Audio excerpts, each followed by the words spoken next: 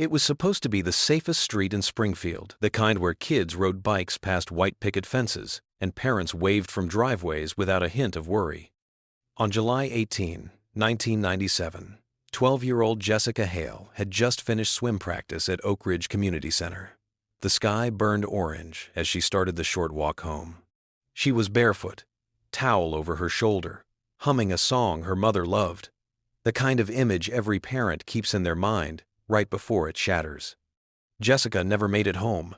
Her towel was found hours later on Maplewood Drive, soaked in mud, her backpack ripped open near a drainage ditch.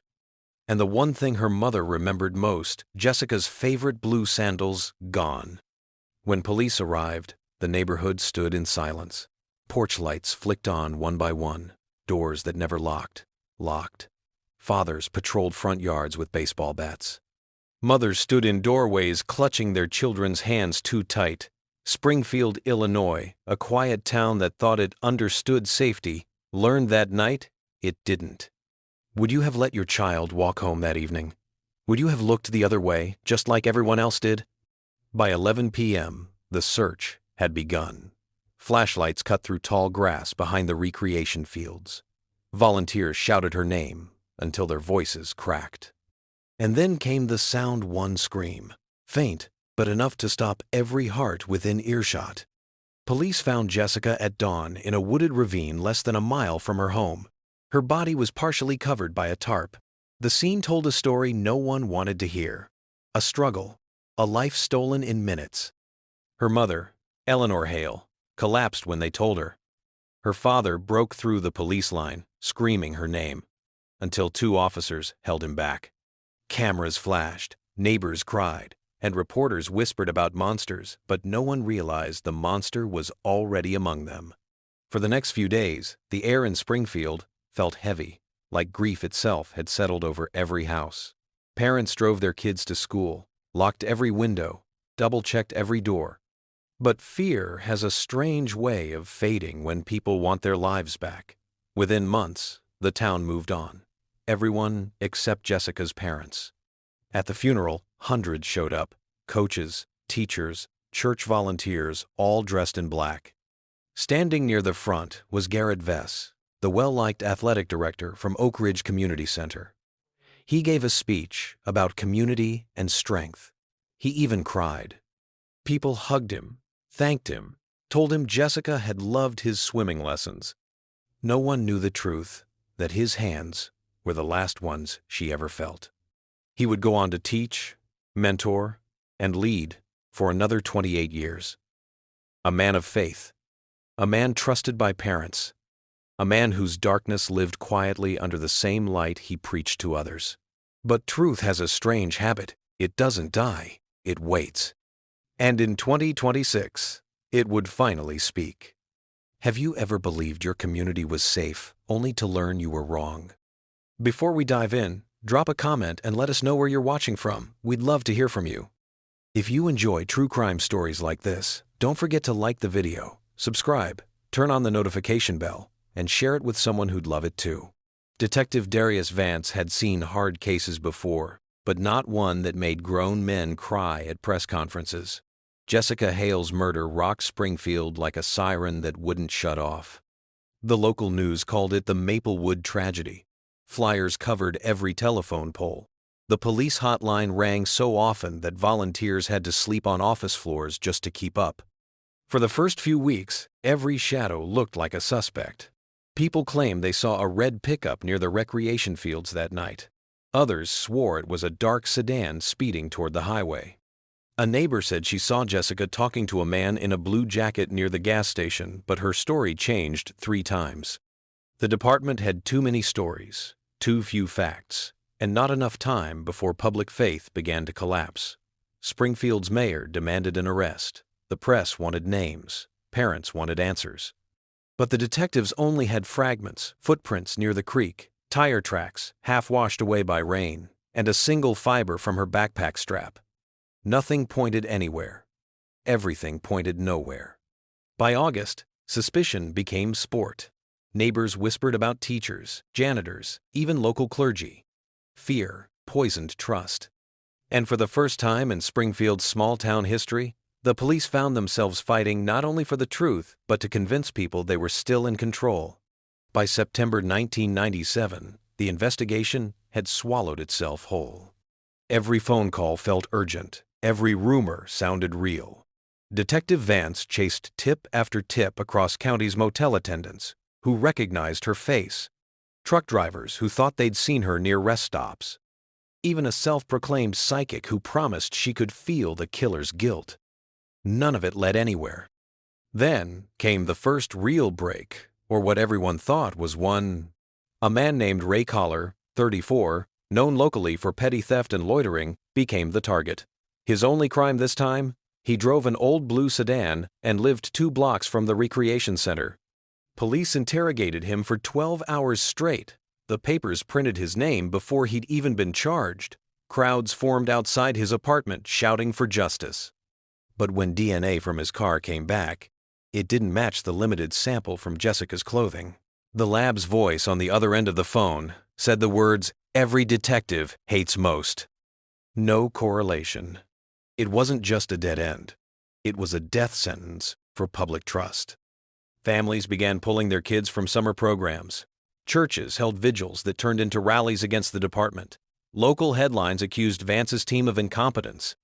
And through it all, one man stayed in the background, smiling kindly, offering condolences, hosting safety assemblies at Oak Ridge Community Center.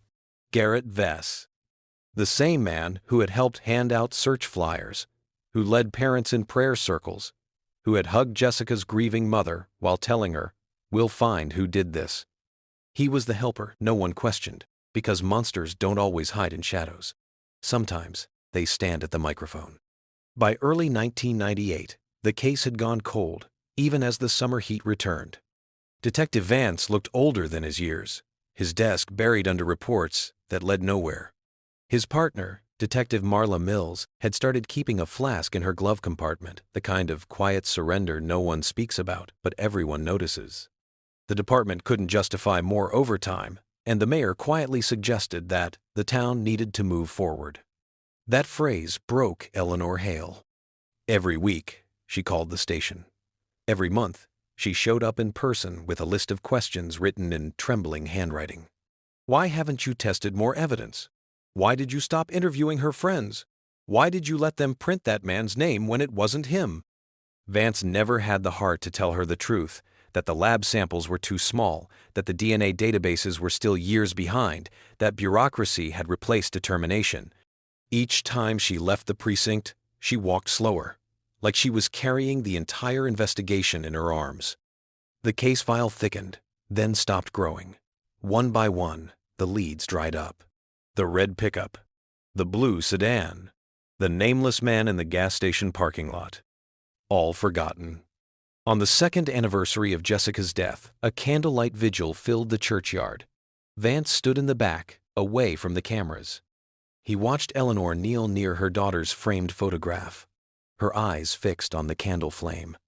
"Justice," she whispered. "You promised me justice." He didn't respond, because he knew promises made in grief rarely survive reality. By 1999, the Hale case was officially inactive. The final report was filed under a phrase that had become Springfield's quiet curse: insufficient evidence, case unresolved. The community exhaled in exhaustion. The media moved on. But inside Eleanor Hale's small home on Maplewood Drive, a single porch light stayed burning every night. She never turned it off again. By 1999, her file was a box on a shelf, but for Eleanor Hale, it was a wound that never closed. Would you still believe in justice if the people sworn to deliver it kept losing their way? The turn of the millennium came and went without mention of Jessica Hale's name. New families moved into Springfield. New stores opened. Old ones closed. The playground where she used to sit with her friends was repainted, then renamed. Within 10 years, her case was no longer a story. It was a warning, whispered only by those who still remembered the way the town used to feel before fear changed its air. Detective Vance retired quietly in 2005. Mills left the force soon after, her health failing, her conscience heavier than her badge.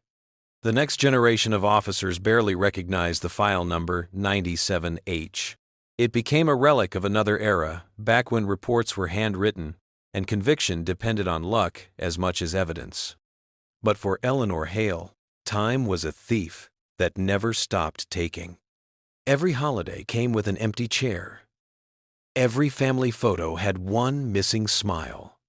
She started keeping a small notebook filled with clippings and names anyone who might have known something, anything. Each page looked like desperation made visible. Her neighbors stopped checking in. Her church friends stopped asking. But the light on her porch stayed on, still glowing in the window of a house that now felt more like a shrine. In 2015, she mailed another letter, her 214th, to the state police's cold case unit. It read, "Only. You don't forget your child. I don't care if you have." No one replied. In February 2022, the Illinois State Police launched a pilot program to digitize decades of unsolved cases. Thousands of evidence boxes, dust-caked, mislabeled, forgotten, were pulled from metal shelves and scanned into a new database. One of them was marked in faded ink, H97, Hale, Jessica.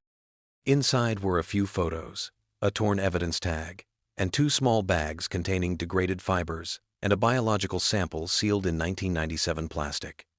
Most boxes went back into storage. This one didn't. Detective Lena Ortiz, the newest member of the Cold Case Division, stopped when she saw the file. She'd grown up in Springfield. She remembered the porch light, Eleanor Hale's porch light, still glowing at the end of Maplewood Drive when she walked to school as a child. To her, this wasn't just a case. It was a scar from home. Ortiz studied the photos, her hands steady, but her eyes burning with anger. She read the original detective notes, the dead-end reports, the canceled warrants, and then she whispered, "We're not done, Jessica." The fibers were sent to a state forensic lab for a new test, forensic-grade genome sequencing. The sample was fragile, nearly destroyed, but the technology had evolved far beyond what Thorne and Mills ever had. Weeks passed. Then one night Ortiz got the call every detective waits for. "We found something." The DNA wasn't a direct match to anyone in CODIS.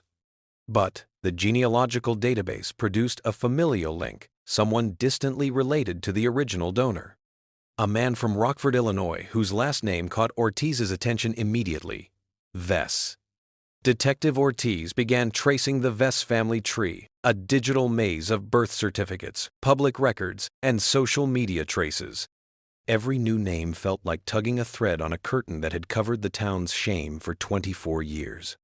The trail wound back to a small address on Oak Ridge Avenue in Springfield, barely 2 miles from where Jessica Hale's body was discovered in 1997. The owner's name made Ortiz stop cold. Harold Vess.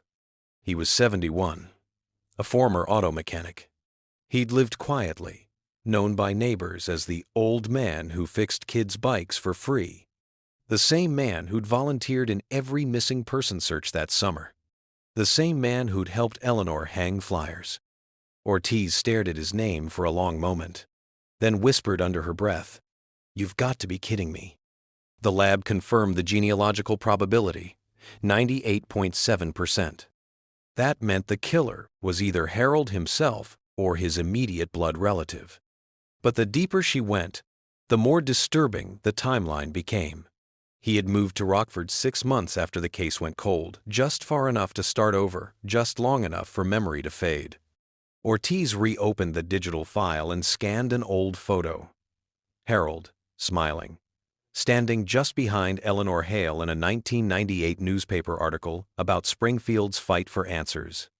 His hand rested on her shoulder, the same hand that had taken her daughter's life. For 24 years, the file slept under dust and silence, until one name on a family tree tore open, the grave truth.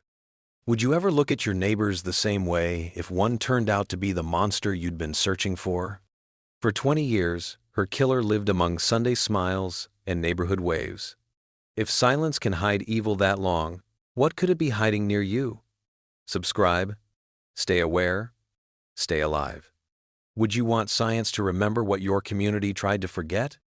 Detective Lena Ortiz sat alone in the evidence archive that morning, surrounded by boxes marked with names the world had long stopped saying aloud. Each one carried the weight of unfinished stories, and none heavier than Jessica Hale. She reopened the box labeled H97. Inside lay the faded scarf, the forensic slides, and one sealed envelope marked, "Partial sample, unusable." But what had been unusable in 1997 was now gold. Ortiz contacted the Illinois State Forensic Genomics Division requesting forensic-grade genome sequencing, FGGS, a new method capable of reconstructing genetic profiles from degraded material. It was the scientific equivalent of giving voice to the dead. When the results came back, the entire office fell silent. A full DNA profile had been reconstructed, strong, clean, undeniable. It didn't match anyone in CODIS, but it linked to the same genealogical branch that had pointed to Harold Vess. This time, however, the margin of error was gone. There was no ambiguity, no doubt. It was him. Ortiz sat still, the hum of the fluorescent light filling the space around her. She whispered, not for the report or the cameras, but for the girl who never came home.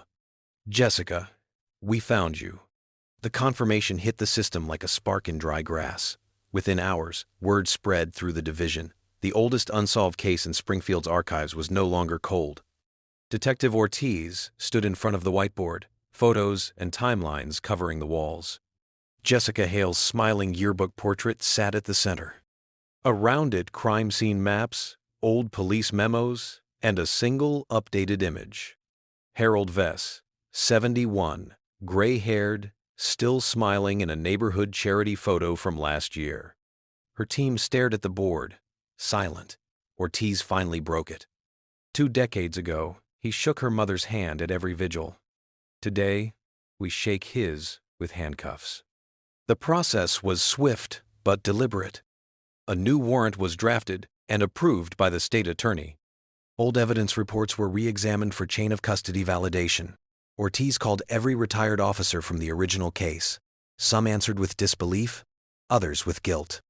Detective Thorne, now in his 80s, simply said, "I knew that man. I trusted him." When the story broke to local media, the effect was immediate. News vans lined Maplewood Drive. Old residents stood on porches, whispering the name that had haunted them for half a lifetime. Reporters called it the case that refused to die. Meanwhile, Eleanor Hale, now in her 70s, was reached for comment. Her words were quiet but steady. "I always told them the truth would come home one day. It just needed someone who refused to stop listening." That night, Ortiz returned to her desk to finalize the warrant. Outside, rain started falling, the first in weeks. She stared at Jessica's file, her signature ready, her resolve unshaken. Tomorrow, they'd knock on his door. After 26 years, the rain returned to Springfield, washing away silence, leaving only truth. Would you still trust your memories if the man next door turned out to be the reason you couldn't sleep at night? What if the man who comforted the grieving was the one who caused their grief? For 25 years, Harold Vess had been Springfield's model citizen. He volunteered at the local food pantry, fixed bikes for neighborhood kids, and donated every Christmas to the same shelter Jessica Hale once supported before her death. When the officers pulled up to his home that morning, his porch was lined with hanging flower baskets and a flag neatly folded on the railing, the image of stability. Detective Ortiz approached the door quietly. Inside, the TV played softly, a morning news segment about rising gas prices. Harold sat in his recliner, glasses low on his nose, reading the paper. He looked up when they entered. "Can I help you folks?" Ortiz's tone was professional, her hand steady. "Mr. Vess, I'm Detective Lena Ortiz with the Illinois Cold Case Unit. We have a warrant related to the 1997 investigation of Jessica Hale." His expression flickered for less than a second, enough to confirm what 20 years of silence had hidden. "I already told the police everything back then," he said evenly. Ortiz didn't blink. "We know. But this time, Mr. Vess, science is talking too." She handed him the document. His hand trembled. The paper rustled like dry leaves. As he stood, His voice broke, quiet but weighted. "You people can't possibly know what happened." Ortiz looked him in the eye. "We do now." The cuffs clicked, the sound echoed through the porch. Outside, neighbors gathered, mouths open, whispering as if trying to swallow the truth. The man who fixed their cars, led Boy Scout fundraisers, and prayed with them every Sunday was now being led into a squad car. One older woman shouted, "There must be some mistake." Another stepped back, clutching her chest. But there was no mistake. Every act of kindness, every polite wave, now felt like a disguise. He spent 25 years polishing the mask. Everyone applauded, never realizing it would be the very thing that betrayed him. By noon, Springfield wasn't just a town, it was a headline. "Respected retire, arrested in 1997 cold case," blared across every screen and speaker. Reporters swarmed Main Street, their cameras flashing against the pale brick walls like lightning. Neighbors who once waved at Harold Vess were now locking their doors. The phone at the cold case unit wouldn't stop ringing calls from old witnesses, ex-coworkers, people desperate to tell their version of who he was. Detective Ortiz stood at the window of her office, watching the chaos unfold. Down below, a crowd had formed outside the station. Some held candles, others held signs demanding answers. It wasn't just grief anymore, it was disbelief turned to fury. "He was my daughter's mentor," one woman shouted to the cameras. Another sobbed, "He baptized my niece. How could he?" For a moment, it seemed like the entire town was gasping the air thick with betrayal. Ortiz didn't feel triumph. She felt weight. Every breakthrough carried the ache of those who never got to see it. She thought of Eleanor Hale, of the nights that woman must have stared out her window, wondering if anyone still cared. In that moment, Ortiz whispered to herself, "Justice isn't about closure. It's about keeping promises." Later that evening, the evidence was logged. A single bracelet clasp found in Harold's old garage corroded, but still marked with Jessica Hale's initials. The same one her mother had described in 1997. That tiny piece of metal, barely heavier than a coin, carried the entire story of Springfield's buried guilt. When the lab confirmed it matched the DNA profile from the scarf, Ortiz closed her eyes and let the moment sink in. This wasn't victory, it was survival. He built a lifetime of trust on other people's faith, and when truth arrived, it burned through every good thing he'd ever pretended to be. Would you ever truly know the people around you, or are some masks just too well made? What if one fingerprint could collapse everything you thought was safe? He looked like everything right with the world, but he was its rot. Think you can spot evil when you see it? Subscribe, or stay blind to what hides in plain sight. The sun hadn't fully risen when the convoy rolled down Maplewood Drive. Rain tapped softly against windshields. The air carried that strange stillness that only comes before something irreversible. Detective Ortiz stepped out first, her boots splashing in shallow puddles. Harold Vess's house looked ordinary, blue siding, trimmed hedges, an American flag limp in the drizzle. For a moment, she just stared at the front door. This was the same house where he'd handed out Halloween candy, the same one that hosted neighborhood cookouts, the same place where, for years, a murderer had slept soundly while a mother mourned. Ortiz gave the signal. The officers moved in. A knock. Silence. Another knock. Then, the slow creak of a door. Harold appeared wearing a flannel shirt and slippers. His expression was calm, too calm. "Detective Ortiz," he said softly, "I was wondering when you'd come." Inside, his living room looked like a museum of nostalgia. Family photos, trophies, framed commendations. But on one shelf, Ortiz's eyes locked onto something else, a small wooden box, aged and polished from handling. When they opened it, the air in the room shifted. Inside lay newspaper clippings from 1997, Jessica Hale's senior photo. A lock of hair tied with a faded pink ribbon. No one spoke for a long time. Finally, Ortiz said the words that had waited 26 years. "Harold Vess, you are under arrest for the murder of Jessica Hale." His reply came in a whisper. I didn't mean to kill her. She wanted to leave, and I couldn't let her go." The confession filled the silence like thunder. Outside, cameras flashed. Reporters shouted. Neighbors stood frozen behind fences, watching as the man they trusted was led away. He spent 26 years building a life that looked perfect, but every nail he drove only sealed his own coffin. By evening, Springfield was quiet again. But it wasn't peace, it was shock, settling like dust. Across town, Eleanor Hale sat in her living room, the TV light flickering across her tired face. The broadcast showed Harold being escorted into the courthouse, his expression blank, his wrists trembling slightly as the cuffs clicked tighter. Her husband, Alistair, stood behind her. "It's really him," he said softly. Eleanor didn't reply. She just whispered, "I invited that man into our home. I thanked him for helping search for my daughter." It wasn't anger, she felt it was something heavier. The kind of ache that comes when the world proves itself unrecognizable. Detective Ortiz, still at her desk, watched the same footage from her office. The fluorescent light buzzed faintly above her as rain streaked the windows. She turned the volume down. She didn't need to hear it again. She'd heard the words in his voice, the hollow kind of confession that carried no guilt, only fatigue. Her phone rang. It was the lab director. "The test came back on the bracelet," he said. "No doubt. Her DNA's all over it. He kept it close." Ortiz thanked him, but her voice cracked halfway through the word. In that moment, the victory felt small. Because for every case solved, there was a family like the Hales, who never got to see their child grow up, laugh again, fall in love, or come home. Justice couldn't bring them back. It could only prove they were right to keep believing. She opened Jessica's file one last time. The photo showed a young woman grinning, holding a notebook to her chest, the way students do when they still think the world will treat them fairly. Ortiz ran her thumb along the edge of the picture, then closed the folder gently. Before leaving, she pinned one small note to the board above her desk.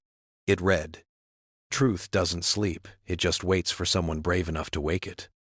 As she stepped out of the building, the rain had stopped.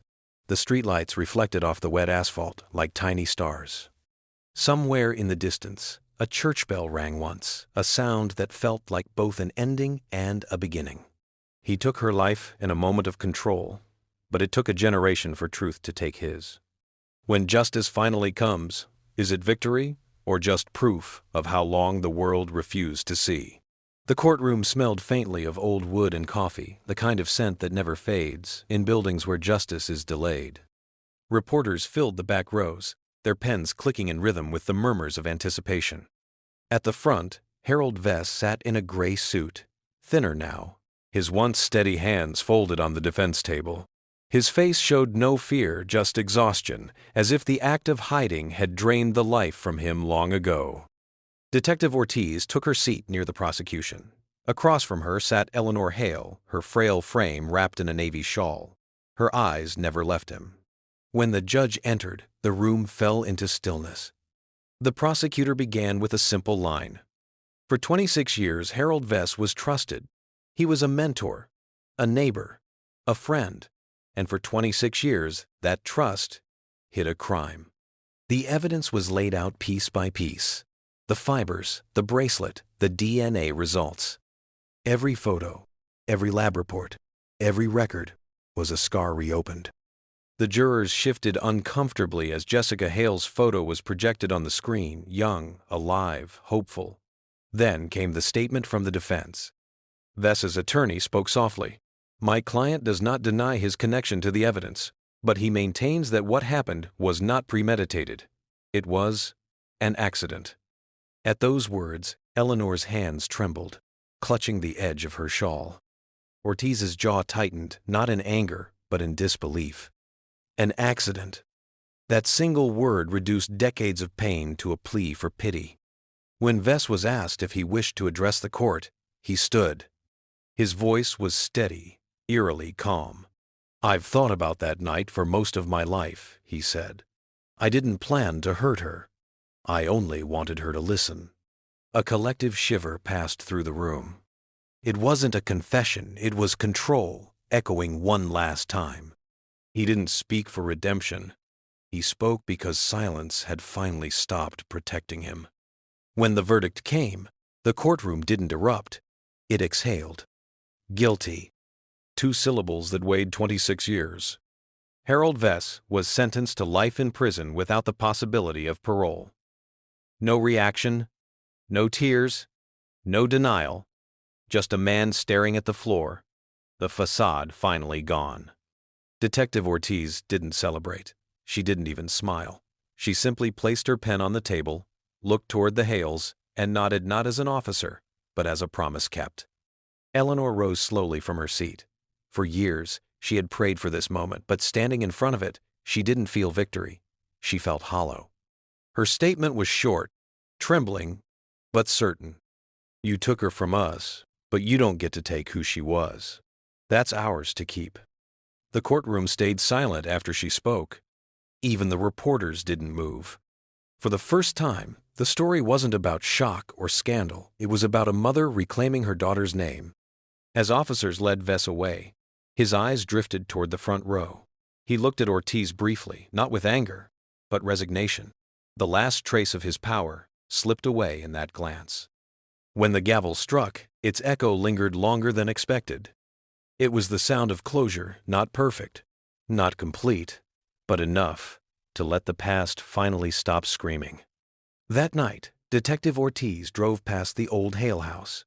The porch light, the same one Eleanor had refused to turn off for 26 years, was finally dark. Not out of grief, but because justice had taken its place. She parked nearby, stepped out into the cool air, and whispered, "You can rest now, Jessica." The wind moved softly through the trees, almost like it heard her. When truth finally stands, it doesn't roar. It whispers, and even the silence listens. When justice finally arrives, does it heal the wound or just stop it from bleeding? Do you believe the dead are gone? Or do they live in the lessons we refuse to forget? Spring came late that year, the kind that carries more wind than warmth. But for the first time since 1997, Maplewood Park filled with people, not reporters, not investigators, but neighbors. At the center stood a small memorial stone, engraved with simple words: Jessica Hale, loved, remembered, believed. The mayor gave a short speech, his voice low and careful. "We can't rewrite history," he said, "but we can refuse to let silence become part of it." Beside him, Detective Ortiz laid down a bouquet of wildflowers, the same kind Jessica used to pick behind the library, according to her friend's old interviews. Eleanor Hale didn't speak that day. She didn't need to. Her presence was enough. She stood beside her husband, hand resting gently on his arm, her gaze fixed on the crowd. The people who once whispered rumors now stood still, heads bowed, acknowledging what they'd all ignored for too long. For years, Springfield had been defined by what it lost. That day, it began to be defined by what it remembered. After the ceremony, Ortiz walked the perimeter of the park. A small child, no older than 7, tugged on her sleeve. "Did you find the bad guy?" the girl asked. Ortiz nodded softly. "We did." The child thought for a moment, then said, "Then Jessica can come home now." The detective smiled faintly. "In a way, she already has." Later that evening, the crowd thinned out, leaving candles flickering in the soft wind. Their light reflected in puddles scattered across the grass, fragile but steady. Each flame was a promise that forgetting would never again be an option. Justice may come late, but remembrance, that's what keeps the world honest. Months passed, and the courtroom headlines faded. But Jessica's name did not. At the University of Illinois, the Department of Criminal Justice introduced a new annual scholarship, the Jessica Hale Memorial Grant, awarded to students pursuing forensic science or investigative work in memory of those who never stopped fighting for truth. Detective Ortiz attended the first ceremony quietly, standing in the back row as a young woman received the award. When asked what inspired her to study cold cases, the student replied, "Because someone waited 26 years for an answer. I don't want the next family to wait that long." That single sentence stayed with Ortiz. It was proof that what began as tragedy had become a reason, a reminder that every solved case carries seeds for the next breakthrough. Afterward, Ortiz visited Jessica's memorial in Maplewood Park. The grass had grown greener, the candles had been replaced by flowers, and a wooden bench now stood beside the stone. She sat down, opened her notebook, and wrote the final line of her case report. Truth does not decay. It only waits for hands steady enough to lift it back into the light. She closed the notebook, exhaled slowly, and looked toward the trees. In the distance, the sound of laughter from nearby children mixed with the rustle of leaves, life continuing, as it should. As the sun dipped below the horizon, the memorial lights shimmered against the dusk. For the first time in 26 years, Springfield felt whole. Not because the pain was gone, but because the silence had finally broken. That night, the local paper ran one final headline. For Jessica Hale, justice wasn't swift, but it was certain. The photo beneath it showed the memorial stone surrounded by flowers, the engraved words catching the golden glow of the setting sun.